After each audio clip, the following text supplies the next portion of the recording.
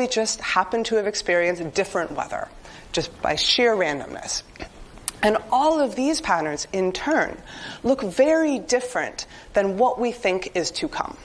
So when we're talking about the climate in equilibrium, we're talking about a planet that's had a long time to adjust to what's been done with this.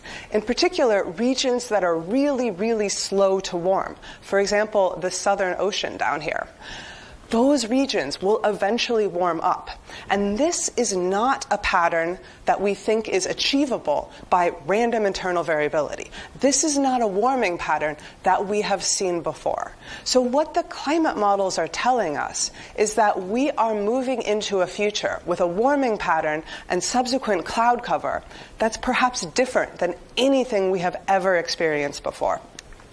So that long-term warming pattern, that possible new normal, is what the models are using when they are telling us this future distribution. So that best guess of 3 degrees climate sensitivity, that comes from that warming pattern in the far future.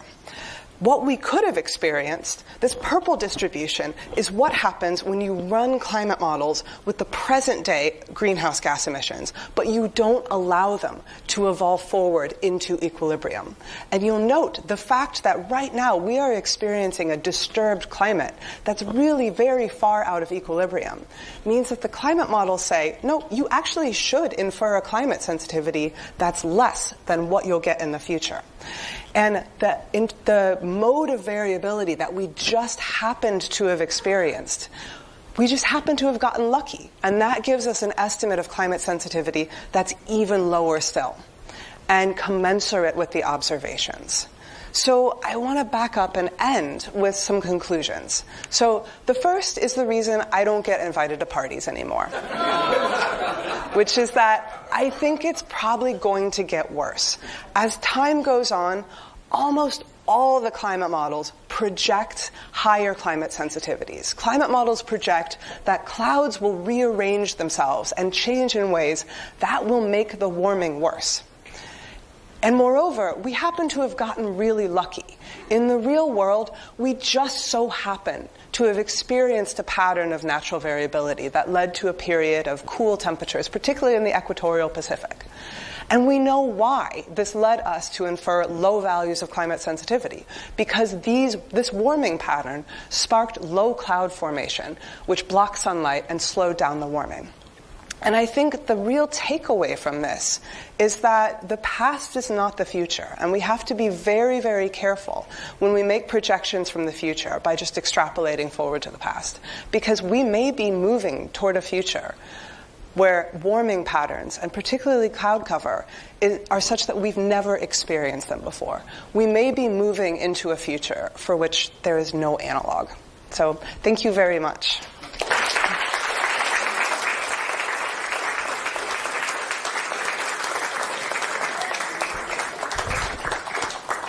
Thank you very much, Kate. Before we head into our discussion, I would like to let you all know that you can also become a citizen scientist.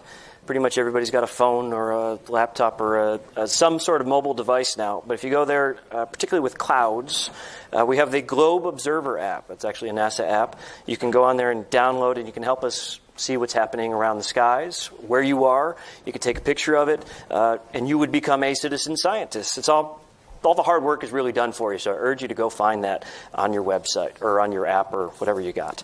Now, you're all magically sitting down. It's magic. It's TV magic. So one of the more fascinating topics for me, and this is what I've enjoyed about putting this all together, is I guess the science aspect of it, in the fact that there was a time yesterday when we were all talking about this that you all disagreed with each other. And I loved seeing that. And as Kate referenced, the models are tough to match up, and one of the reasons is the feedback, the poorly named positive feedback and negative feedback. And I hope right now online we're only getting our kind of positive feedback. Is there feedback, both negative and positive, that we're still discovering or that could drastically change the easily, like today? Me first? You go first. No. This is where we disagree a little bit. That's good. So I we know a lot about clouds, but there's still a lot that we have yet to understand. So as Brian showed, we have evidence that clouds are changing in a lot of the ways that models say they should. We have evidence that high clouds, those sort of blanket clouds that are so good at trapping radiation from the Earth's surface, we have evidence that those are probably moving higher, which actually increases their thermal blanket power. So that is an example of a positive feedback or vicious cycle. We have some evidence that those low, thick clouds in the tropics are being pushed toward the poles by changes in the circulation. And that is also positive feedback, because if you're really good at blocking sunlight, you probably want to live in the tropics where the sunlight is the most intense. And if you move toward the poles, you're probably going to be less effective just because you're blocking weaker sunlight.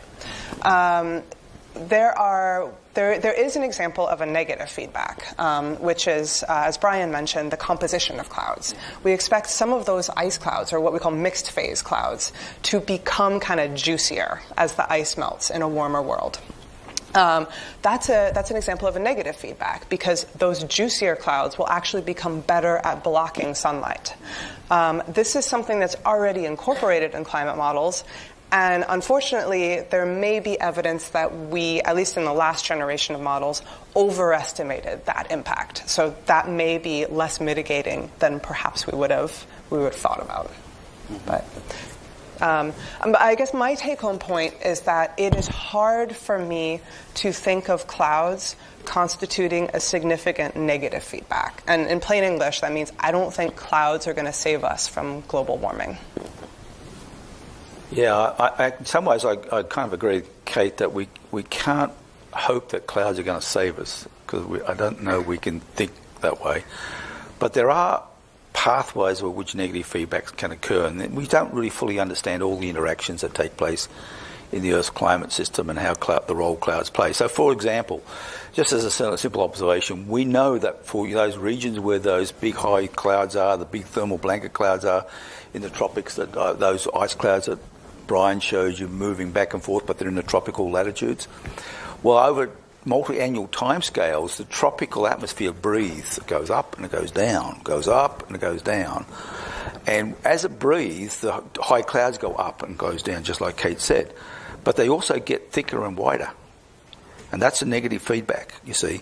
So aspects of those clouds and how it ties to the breathing of the atmosphere, we don't fully understand. There is a pathway by which a negative feedback could kick in, but it won't be, I can't see it overriding the effect of the continuous build-up of greenhouse gases. It could mitigate in certain areas, but we can't. The feedbacks we know of that we're